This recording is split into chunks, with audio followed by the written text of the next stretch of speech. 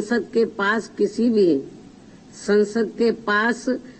किसी भी जाति को या जनजाति को अनुसूचित जाति व अनुसूचित जनजाति में सम्मिलित करने या बाहर करने की पावर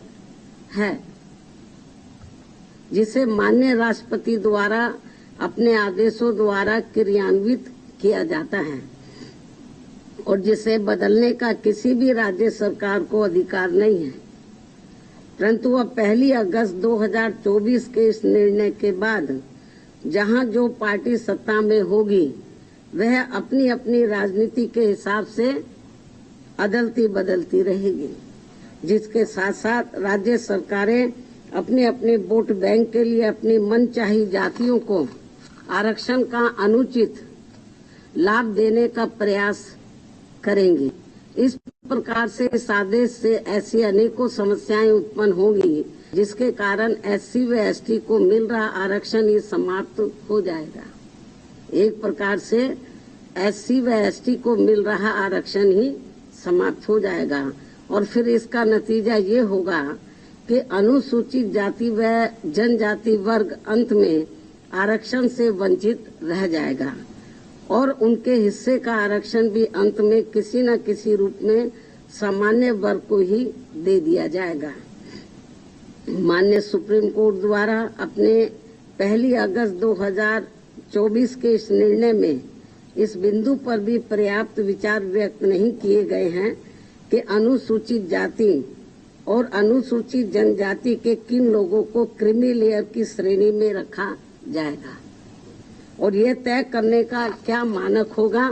कि किन लोगों को अब आरक्षण की आवश्यकता नहीं है तथा इस कार्य के लिए अब राज्य सरकारों को राजनीति करने का पूरा मौका मिल जाएगा। माननीय सुप्रीम कोर्ट के इस निर्णय के बाद यदि अनुसूचित जाति और अनुसूचित जनजाति के भीतर उप वर्गीकरण किया जाता है तो वर्तमान में लागू आरक्षण के अनुसार सरकारी नौकरियों और शैक्षणिक संस्थानों में अनेकों पद रिक्त रह जाएंगे, क्योंकि जिन सीमित वर्ग की उपजातियों को आरक्षण दिया जाएगा उसमें रिक्त पद के सापेक्ष उतने अभ्यर्थी उपलब्ध नहीं हो पाएंगे और ऐसी स्थिति में ये बची हुई रिक्तियां अंत में सामान्य वर्ग के हिस्से में ही चली जाएंगी, जिससे समूचे दलित व आदिवासी समाज के पिछड़े हुए लोगों को काफी नुकसान होगा और उनमें असंतोष की भावना उत्पन्न होगी। इसके साथ साथ माननीय सुप्रीम कोर्ट के निर्णय दिनांक 1 अगस्त 2024 के अनुसार अब राज्य सरकारों को ये अधिकार होगा कि वह संविधान के अनुच्छेद 341 व 342 के अंतर्गत माननीय महामहिम राष्ट्रपति के द्वारा घोषित SC व ST जातियों के समूह का उप वर्गीकरण करके आरक्षण का लाभ उनमें से कुछ जातियों को दे सकती है और ऐसा करते समय SC व ST के समूह में बची हुई जातियों को उससे वंचित रख सकती है, क्योंकि राज्य सरकार की निगाह में उन जातियों को अब आरक्षण की आवश्यकता नहीं है, क्योंकि उन जातियों में से कुछ लोग सामाजिक तौर पर SC व ST की अन्य जातियों से बेहतर स्तर पर हैं। माननीय सुप्रीम कोर्ट के समक्ष इस उप वर्गीकरण के पक्ष में जोरदारी से दलील रखते समय बीजेपी द्वारा केंद्र शासित सरकार के attorney general, solicitor general, Punjab में आम आदमी पार्टी की सरकार के महाअधिवक्ता, हरियाणा एवं चंडीगढ़ की ओर से अधिवक्ताओं द्वारा ये महत्वपूर्ण तथ्य नहीं रखा गया कि वर्गीकरण के तहत जिन जातियों को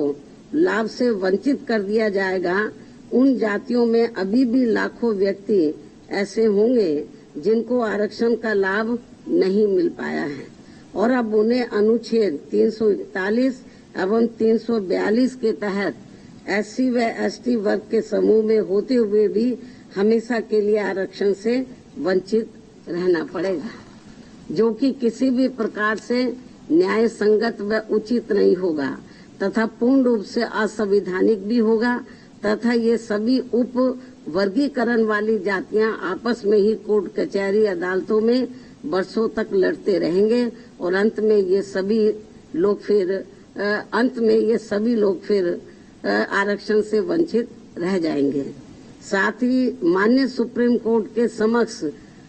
दविंदर सिंह बनाम पंजाब राज्य मामले में सुनवाई के दौरान केंद्र के वकीलों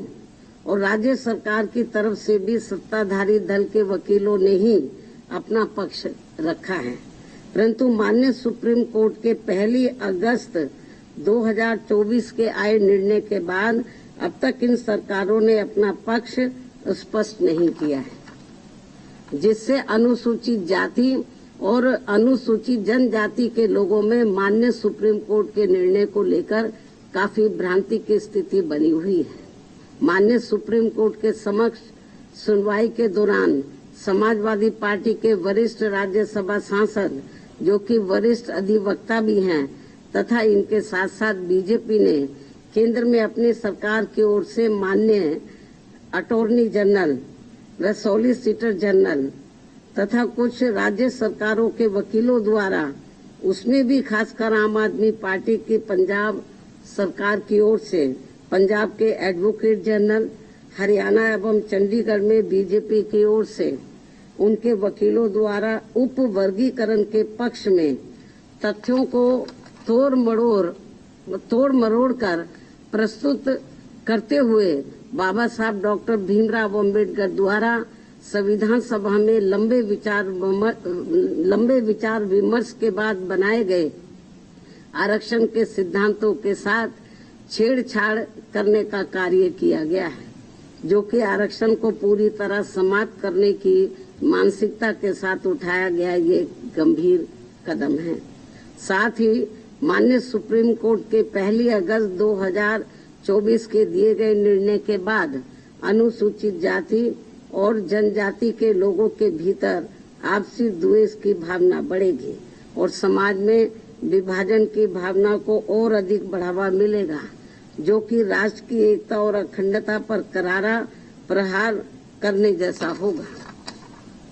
जबकि अनुसूचित जाति व जनजाति कोई साधारण जाति नहीं है, ये केवल भारतीय संविधान के अनुच्छेद 341 व 342 की अधिसूचना के जरिए अस्तित्व में आई है और ये अनुसूचित जातियों व जनजातियों का एक मिश्रण है और एक बार अधिसूचित होने के बाद फिर ये एक समरूप समूह बन जाता है। साथ ही राज्यों के द्वारा ये उप वर्गीकरण अनुच्छेद 341 एवं 342 के तहत राष्ट्रपति जी की अधिसूचना का उल्लंघन होने के साथ साथ ये पूर्ण रूप से असंवैधानिक भी होगा, क्योंकि कोई भी राज्य सरकार राष्ट्रपति की पावर को खत्म नहीं कर सकता है, क्योंकि ये संविधान के अनुच्छेद 341 भाग 2 एवं 342 का उल्लंघन होगा और इससे हमेशा ये खतरा बना रहेगा कि अनुसूचित जाति व जनजाति को दिया जाने वाला आरक्षण कब खत्म हो जाएगा, जबकि अनुसूचित जाति व जनजाति समुदाय के लोगों का वर्गीकरण का एकमात्र मूलभूत आधार सामाजिक गैर बराबरी अर्थात छुआछूत व जात पात रहा है। ऐतिहासिक तौर पर सामाजिक गैर बराबरी की वजह से ही आरक्षण दिया गया है, तो ऐसे में जाति के आधार पर प्रताड़ना झेलने वाले समुदाय के बीच आरक्षण का बंटवारा करना ये पूर्ण रूप से अनुचित, असंवैधानिक व गलत है, क्योंकि दलितों व आदिवासियों के लिए आरक्षण का उद्देश्य जात पात व छुआछूत की बुराइयों को दूर करना था। साथ ही दिनांक 1 अगस्त 2024 के माननीय सुप्रीम कोर्ट के निर्णय अनुसार अब राज्य सरकारें अनुसूचित जाति व जनजाति का उप वर्गीकरण कर सकते हैं, जो कि असंवैधानिक है एवं उचित नहीं है। इतना ही नहीं बल्कि अनुसूचित जाति एवं जनजाति समुदाय का यह उप वर्गीकरण जिसे माननीय सुप्रीम कोर्ट ने अनुमति दे दी है, इसे अब राजनीतिक दलों द्वारा राजनीतिक हथियार के रूप में उपयोग किया जाएगा, जहां एक तरफ राजनीतिक दल अपने राजनीतिक उद्देश्यों को पूरा करने के लिए कुछ अनुसूचित जाति व जनजाति वर्गों को हाशिए पर धकेल देंगे और उनके लिए पक्षपात का माहौल बनाकर अपना उद्देश्य पूरा करेंगे, तो वहीं दूसरी तरफ अनुसूचित जाति एवं जनजाति के इस उप वर्गीकरण के कारण काफी पद रिक्त रह जाएंगे और आगे चलकर फिर उन पदों के अनारक्षित श्रेणी में तब्दीली हो जाने की प्रबल संभावनाएं होंगी। अतः जिस मुख्य उद्देश्य के लिए परम पूज्य बाबा साहब डॉक्टर भीमराव अंबेडकर ने संविधान के तहत अनुसूचित जाति एवं जनजाति वर्ग को आरक्षण दिया था, उसे अब एक प्रकार से प्रभावहीन बना दिया जाएगा, अर्थात खत्म कर दिया जाएगा। वैसे भी खासकर बीजेपी, कांग्रेस व समाजवादी पार्टी आदि हमेशा से ही एसटी वर्गों को मिल रहे आरक्षण के विरुद्ध रहे हैं और इसलिए इनके वकीलों ने उप वर्गीकरण की काफी जोरदारी से कोर्ट के सामने अपनी दलीलें भी रखी हैं और इसे खत्म करने की सिफारिश में ये पार्टियां हमेशा प्रयासरत रहती हैं। समाजवादी पार्टी ने तो संसद के भीतर ही पदोन्नति में आरक्षण संबंधी बिल को ही बीजेपी और कांग्रेस की मिली भगत से फाड़ दिया था, जिसे आज तक केंद्र सरकार संसद में दोबारा नहीं ला सकी है, जिसकी वजह से माननीय सुप्रीम कोर्ट के नागराज के निर्णय के तहत आज तक एससी व एसटी कर्मचारियों को पदोन्नति में आरक्षण संबंधी लाभ से वंचित रहना पड़ रहा है तथा अब इसी प्रकार से इस नए निर्णय दिनांक 1 अगस्त 2024 के तहत अंत में हमेशा के लिए ही इन वर्गों को आरक्षण से वंचित कर दिया जाएगा और इससे फिर बीजेपी, कांग्रेस व समाजवादी पार्टी आदि को आरक्षण खत्म करने के लिए इन्हें संविधान बदलने की भी जरूरत नहीं पड़ेगी। और यही कारण है कि इन पार्टियों ने केंद्र सरकार व राज्य सरकारों की तरफ से उचित पैरवी भी नहीं की है और काफी कुछ उप वर्गीकरण के पक्ष में दलीलें रखी हैं, जिससे कि मौजूदा चल रहे आरक्षण के विरुद्ध निर्णय आए। और यदि बीजेपी के एनडीए व इंडिया अलायंस की सभी पार्टियों की नीयत ठीक होती और वो एससी व एसटी को मिल रहे आरक्षण में छेड़छाड़ आदि करके उसे खत्म नहीं करना चाहते, तो फिर मेरी इन सभी पार्टियों से ये अपील है कि ये सभी पार्टियां इस विषय पर, इस मुद्दे पर देश के समूचे एससी व एसटी समाज के समक्ष अपना पक्ष स्पष्ट करें और इसी चल रहे संसद सत्र में संविधान में उचित संशोधन लाकर ये स्पष्ट करें कि अनुच्छेद 341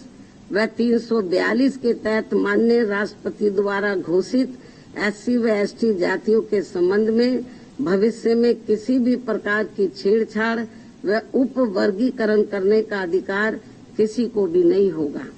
तथा इन सभी जातियों को आरक्षण प्राप्त होने के लिए एक समूह के रूप में ही देखा जाएगा। ये इनको संशोधन संविधान में उचित संशोधन विधेयक इनको लाना चाहिए और ये सब लाकर इनको संविधान की 9वीं अनुसूची में इसको शामिल करना चाहिए ताकि फिर भविष्य में कभी भी जो एससी एसटी का आरक्षण है उसके साथ किसी भी प्रकार का कोई छेड़छाड़ आदि ना हो सके। हालांकि